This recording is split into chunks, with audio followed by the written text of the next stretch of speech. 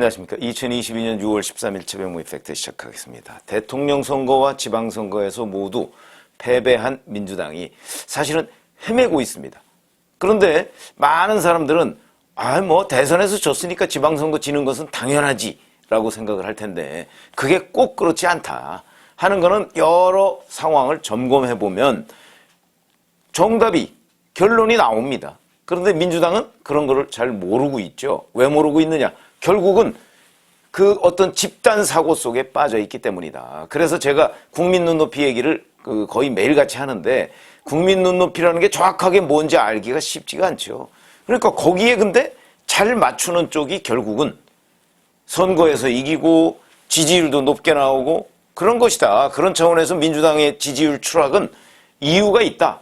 저는 그렇게 생각하는데 오늘 그 말씀을 드리겠습니다. 자, 어제 SBS가 보도를 했더군요. 넥스트 리서치라는 것에 의뢰해서 6월 8일과 9일 날 조사한 건데 이렇습니다. 정당 지지도를 보면 국민의힘이 40.5%, 민주당이 25.0%, 민주당이 20%대로 추락을 했는데 이게 두 달 전에 넥스트 리서치가 똑같이 조사한 게 있거든요. 그거하고 비교를 하면 민주당은 8.3%포인트 하락, 국민의힘은 9.6%포인트 상승 이렇게 돼 있습니다. 그러니까 이것만 해도 벌써 차이가 18% 가까이 포인트 가까이 되죠. 이렇게 되면 결국 두 달 전에는 비슷했던 그런 두 당의 양당의 지지도가 지금은 어마어마하게 격차가 났다. 그러면 두 달 전에 잘 생각해 보시죠. 대선 끝난 지 한 달쯤 지난 뒤입니다. 그러면 대선 끝난 뒤에 대선에서 이긴 정당의 지지율이 높은 건 당연하다. 그거하고 얘기가 안 되죠. 그런데 그때하고 지금은 이제 취임하고 나서 한 달쯤 지난 뒤인데 지금하고 비교해보면 왜 이렇게 차이가 날까? 그럼 그동안에 무슨 일이 있었는가? 왜 민주당의 지지율이 이렇게 추락했는가? 하는 것들을 우리가 살펴볼 필요가 있다는 거죠. 그것이 곧 어찌 보면 지방선거의 참패, 그걸 몰고 왔다. 이렇게 생각하시면 됩니다.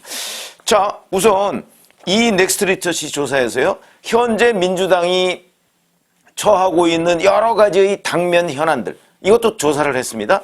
이런 거 한번 보시죠. 이재명 의원의 당권 도전이 적절하다고 생각하냐? 적절 35.2, 부적절 56.1. 어마어마한 차이죠. 그러면 또 이제 앞으로 민주당의 당권과 관련해서 이렇게 얘기했습니다.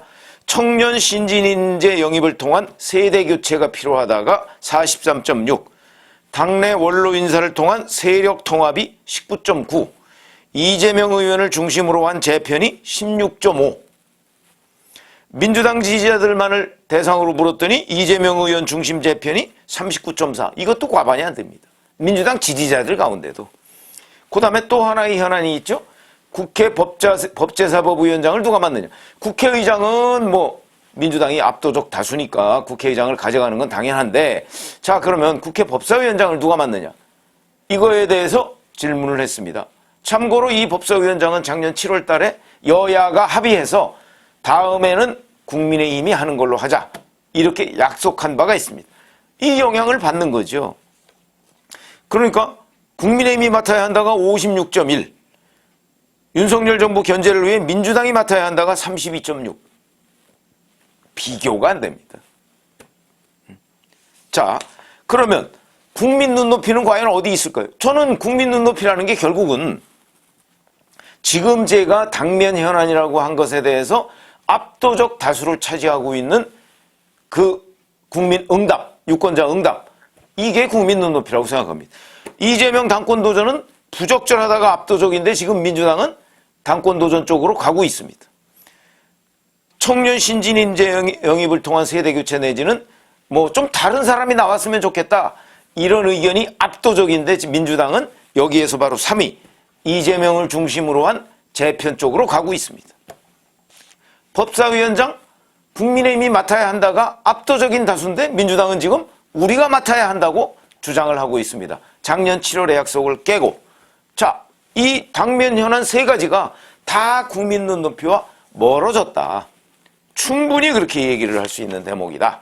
거기다가 이제 여기서 조사를 안 했지만 검수완박 밀어붙이기, 그다음에 박완주 의원 성범죄 의혹, 그런데 이거는 또 박완주 의원이 그 이후에 난 사실 결백하다 이렇게 해가면서 지금 소위 2차 가해를 가하고 있는 형편 아닙니까? 이러다 보니까 이제 국민 눈높이와는 점점 더 멀어지고 개혁을 해도 지금 두고 보자 할 판인데 개혁을 한다고 지금 주장을 해도 그게 아니고 오히려 국민 눈높이와 점점 멀어지는 방향으로 지금 향해서 달리고 있으니까 이거는 국민들이 민주당에 대해서 가할 수 있는 영향력이 뭐가 있습니까? 그냥 이런 거 여론조사에 응답하는 거 외에는 다른 방법이 없는 거죠. 응답을 그래서 이렇게 한 겁니다. 그리고 민주당은 다 거꾸로 가고 있는 거고요. 그럼 넥스트 리서치 조사만 그러냐? 한국갤럽 조사 이건 제가 한번 소개를 해드린 적이 있죠.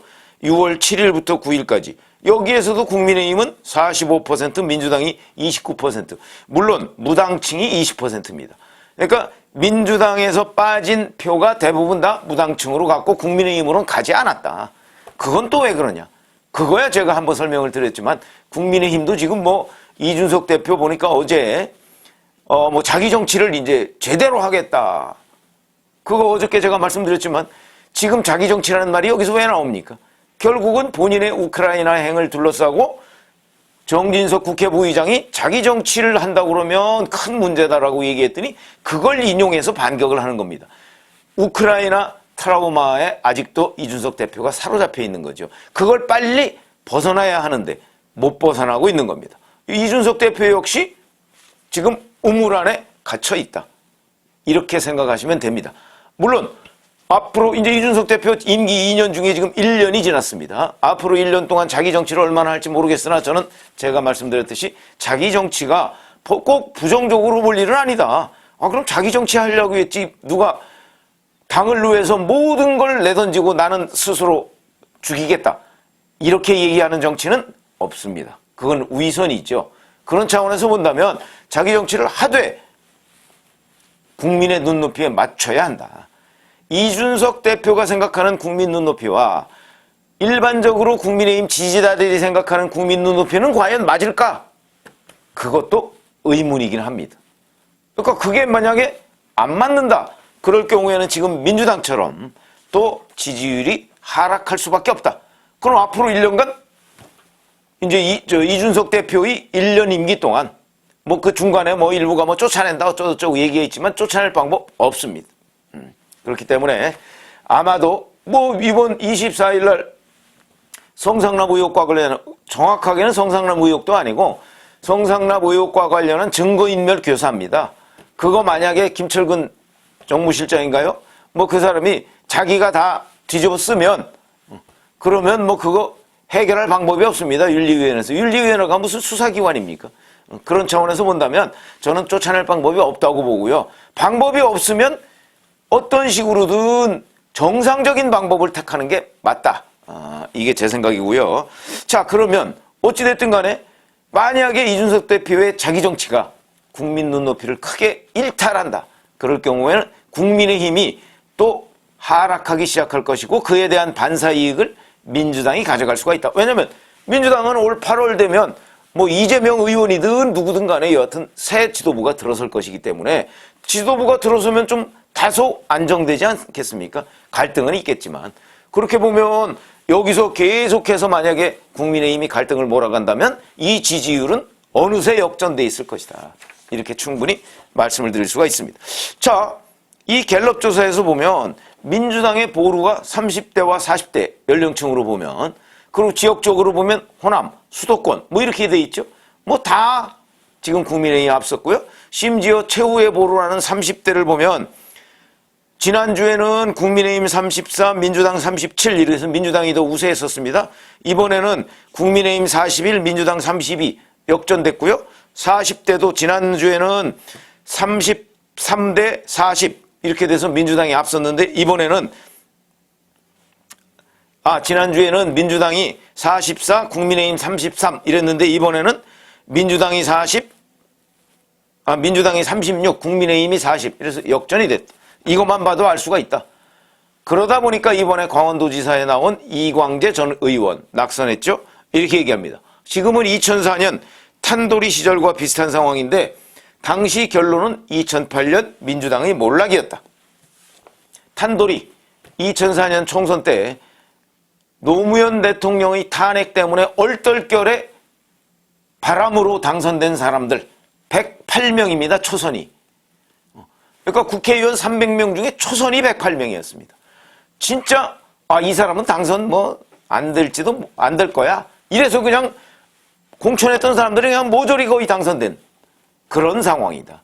그래서 그거를 탄돌이라고 하고요. 2008년 총선 때 또 이런 식으로 당선된 사람들이 있습니다.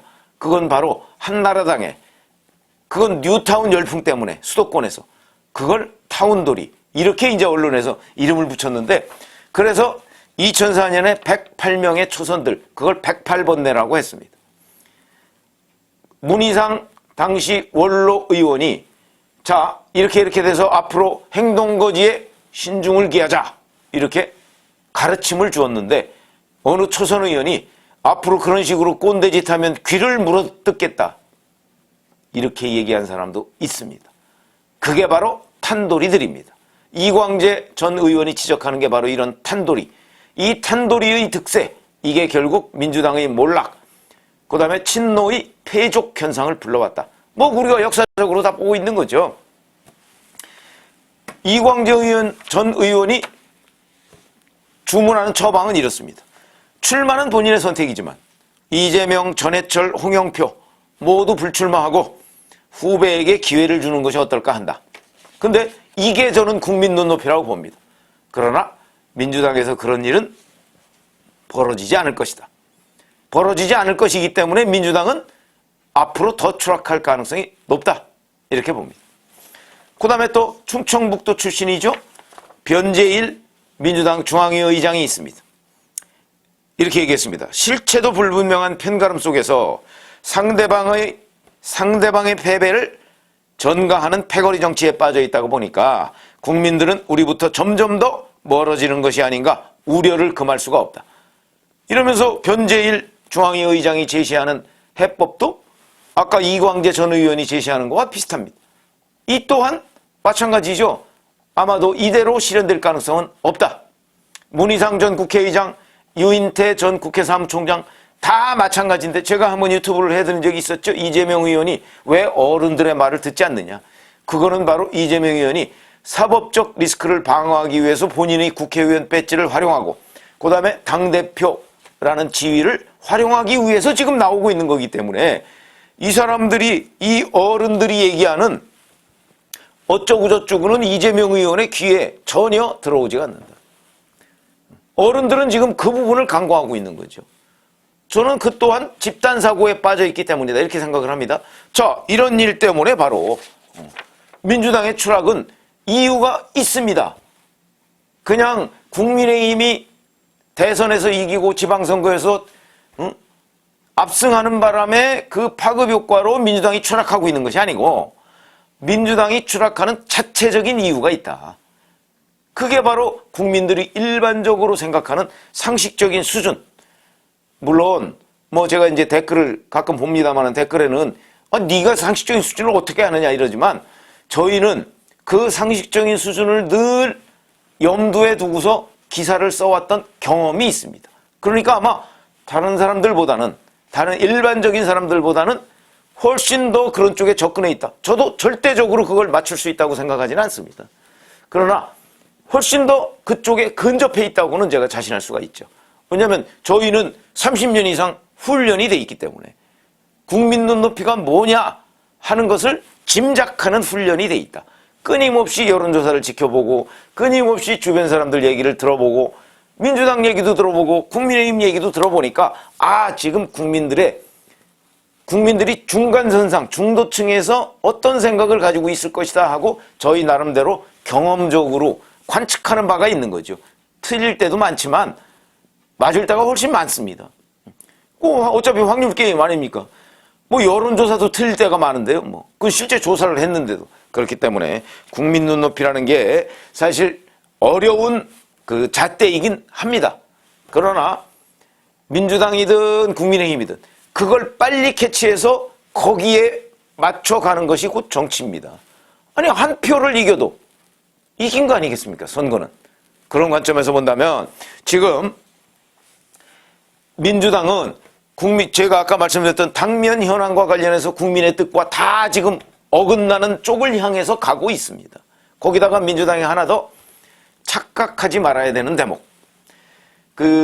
정치를 하다 보면요, 정치에는 여당 프리미엄이라는 게 있습니다.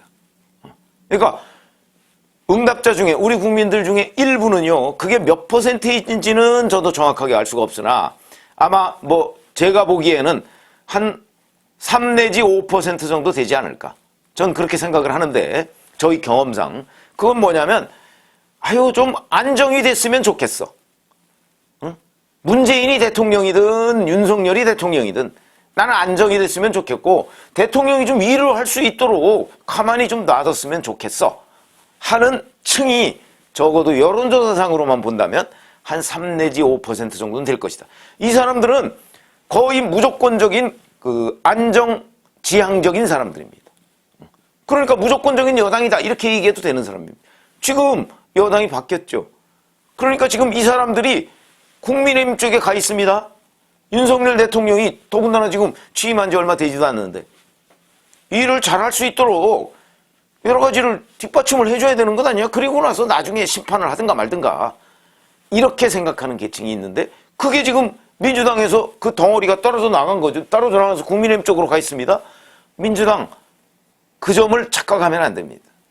더군다나 언론 환경 어쩌고저쩌고 얘기하지만 민주당이 여당일 때의 언론 환경과 야당일 때의 언론 환경 다릅니다. 그런 점도 민주당이 착각을 하면 안 된다.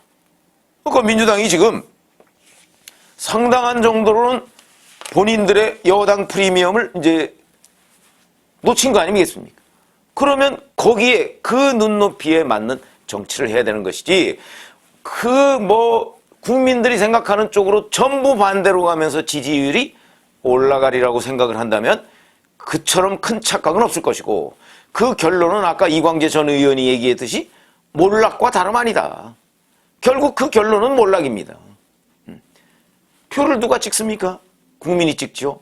그런 관점에서 본다면 지금 민주당의 지지율이 한국갤럽과 넥스트 리서치 뿐만 아니고 이번 주에 오늘 리얼미터 조사 나올 거고 내일이나 모레쯤에 RN서치 조사 나올 거고 각종 조사가 또 나올 텐데 거기서도 마찬가지일 것이다. 왜?